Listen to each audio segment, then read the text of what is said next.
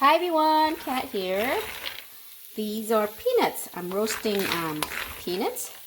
These are the peanuts that were raw and still had the shells on. So basically what I'm doing is just roasting it at a very low setting. I added about a tablespoon of vegetable oil to get this nice glossy look. So you just want to basically roast it until it's golden.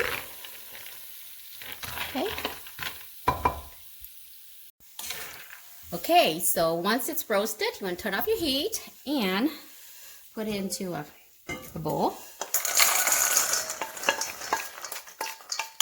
Be careful, the peanuts are very, very hot. And we're going to season it with this. This is the Laab-Namtok seasoning mix.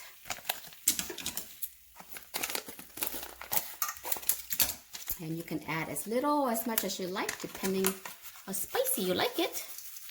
And add about half. This is about maybe 1.5 pounds of peanuts. I'm going to add some sea salt. Just a pinch or so, like that. Bam! Toss. And you can see. So just want to coat your peanuts. Okay, and just let it wait to cool down. And this will be a yummy snack with some beer. So it's beer food, guys. Thanks for watching.